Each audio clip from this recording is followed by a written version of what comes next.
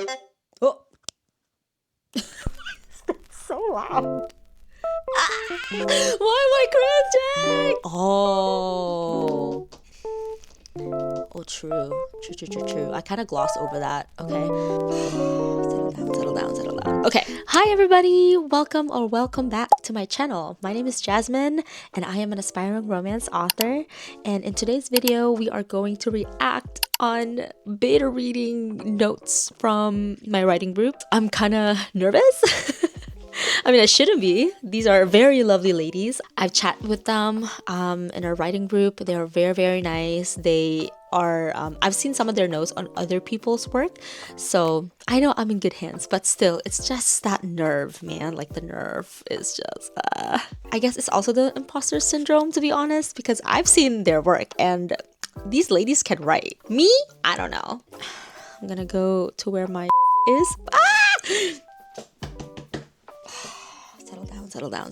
Okay, I sent them my chapter 1, including a blurb. I'm actually just gonna read you a quick blurb. By the way, this blurb could change.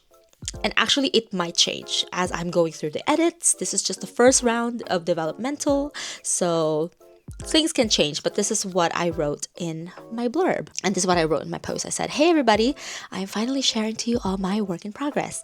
And my blurb is, and I have a tagline, they both want their freedom and they will pay whatever price to get it. That's my tagline. Why am I cringing? I've never shared my work like this to anybody, so I'm kind of getting the, I don't know, excitement, the nervousness, they're all like bunched together. So, it says, 19-year-old Natalie Schultz only wants to achieve 2 things at her short time at university.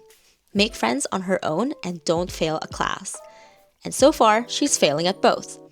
If Natalie doesn't find a way to remedy her situation, her father will make whole of his promise to pack her things himself and fly her back to Vancouver, where he believes she serves a better purpose, become the future bride of her childhood friend, and lead a life similar to her mother. Insignificant, isolated, and irrelevant. Okay. Okay. After losing the scholarship that can sustain him until graduation, third-year student Ryan Irving now has to scrape together $7,000 to cover 1 semester in less than 2 weeks, an amount of money which he doesn't have. But when an opportunity to tutor one of Vanya University's newest filthy rich girls, he sees this as a better choice than to come home and beg his estranged family for money. Natalie's terms are simple. Tutor her once or twice a week and pass her class. Keep it professional and at best friendly and cordial. It shouldn't be hard. Right? Okay, so that is my blurb, and I also provided them a link to a Google Doc of my chapter 1. Here are my feedback requests, like my questions. So for character, I asked, what is your impression of Natalie? Does the chapter effectively show her relationship dynamics with the supporting characters? So the reason why I asked this is that I want to gauge whether or not they kind of get that, you know, personality, you know, like, does her personality shine in the chapter? I want her to come off as an awkward girl because she grew up as an only child. She is from a very protective family, so she doesn't really get to interact with like people outside their main circle. She only really interacted with like 3 people around her age. So now she's going into this big university and she now has to fend for herself. So I wanna make sure I capture that nuance in her personality, where to some strangers she's very like kind of reclusive, and then to people that she knows she can be like, she's very open, but at the same time her awkwardness still shines through. So that's why I asked that question. Moving on to setting, I asked, does the chapter describe Vanya University well? This question really is like, do I capture the vibe of being in university? Pretty much. Pacing, I asked, is pacing too fast? Any areas in the chapter where it's dragging? Again, in my last video, I said I kind of expected that maybe it may drag, but if it doesn't feel like it's dragging for the beta readers, then I guess nothing is, I guess I'm just overthinking it, but we'll see. For dialogue, I asked, does the dialogue flow naturally? Any areas where it feels awkward and unnatural at all? And then I have like a general question for like room for improvement, like would love to know where you see an area for improvement. So, and then I also included like a little I guess like a mock-up of like a cover, a book cover. It's just a random Pinterest photo here. I'll show it right here. This is what I included.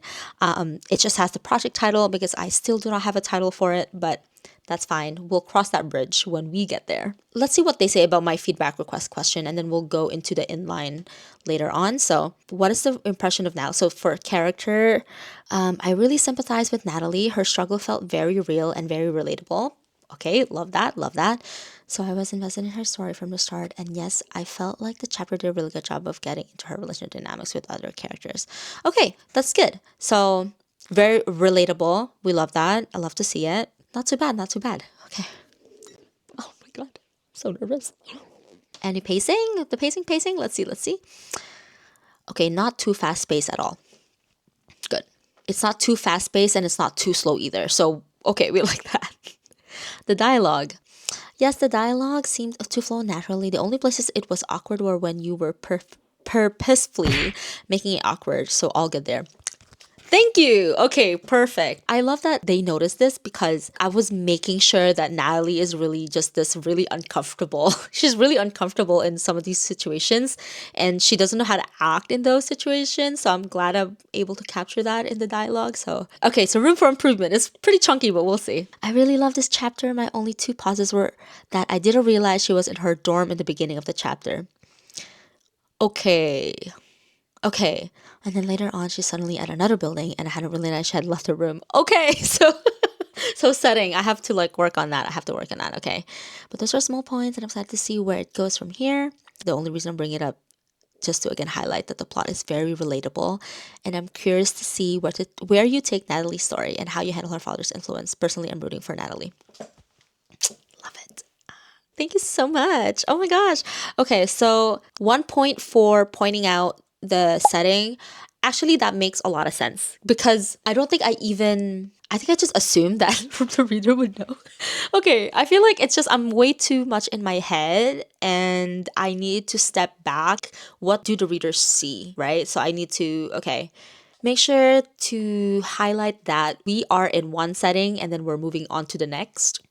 All right, so let's move on to the next response. For character, let's see. For Dom, she said, I think the character was done very well. She came across awkward and shy throughout the entire chapter. I think it will be interesting to see how this develops.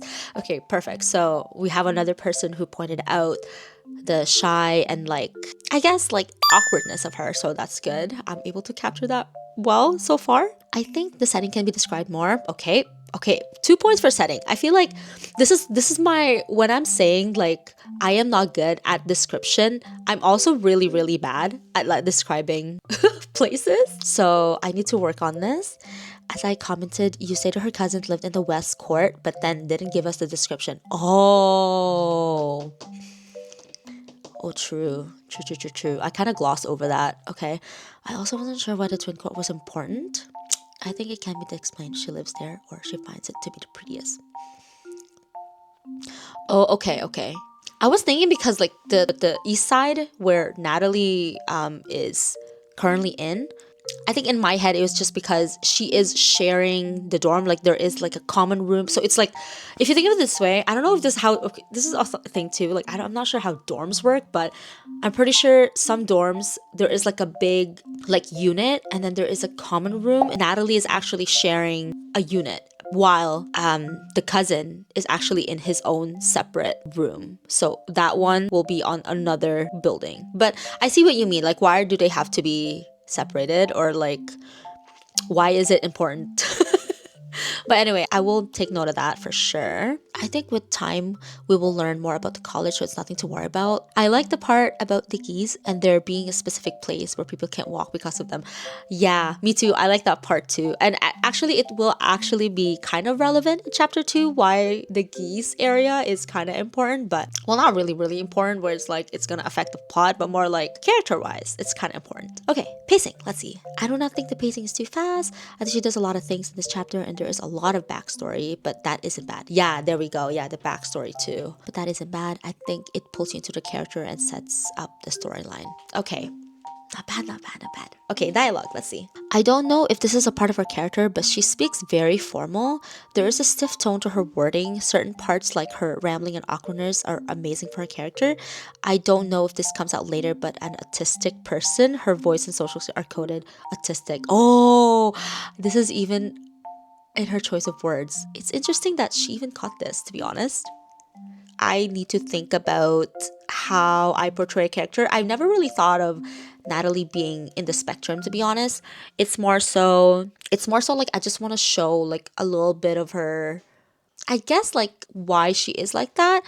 Throughout the novel, that will be revealed as to why she is like that. I did also make sure that she has some sort of formal way of speaking just because of her upbringing as well. So that's really great that they were able to capture this, to be honest. So that's nice. That's good. That's good. The being in the spectrum part, like I never really thought about that. Like it never crossed my mind, but really good to know that people would think this way. Okay, so for room of improvement, I think that some things in the story can be a little more clear, like the things commented on about her backstory. Some lines were hard to understand, but I am sure that will get fixed in the line edit. I think the thing to improve on is the transitions between information. Yeah, I agree. I struggle with transitions. It's like, how do I get there?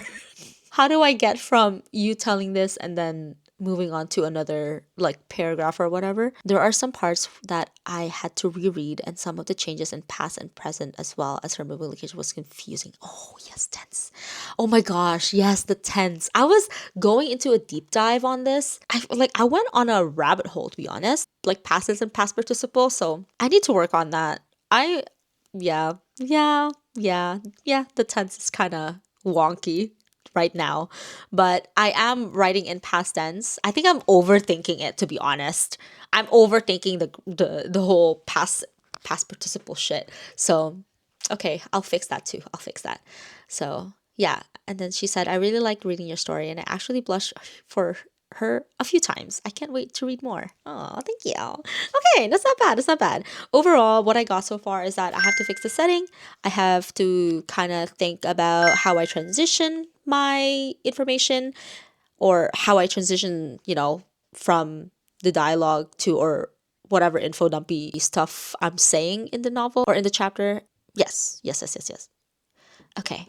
These are really, really, really good. So, okay. So those are the two responses that I got, which I'm very grateful. Even if I only got one, like it's really, really like nice, because I'll be able to like take note of this and put them all in like a bullet list or something, like in Word or Excel maybe, and then make sure I will implement those changes when I get to that point. So let's go to the inline chapters and the inline comments and see what they say. So for me, for inline comments, I love doing reactionary inline comments where it's like I point out stuff that makes me laugh. I point out stuff that makes me like cringe. I find that I don't really put like, can you clarify this, blah blah blah, or whatnot. I don't know. I just never done that before. It's more so like I'm reaction to the things I like, and maybe if I catch something like a punctuation is missing, or maybe a quotation mark is missing, something like that. But that's just me. So let's see how they do this. Their inline comments. I want to find that part where they noted that they didn't even know that they jumped to another location. So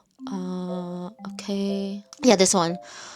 For some reason, I picture her in the library or maybe in her dorm, but she hadn't been in the lecture and she just let out. Oh, okay. Yeah, okay. I see what you mean here. Yeah. I think I just need to work on, I guess, like, because she is thinking about the past lectures as she is sitting in her dorm.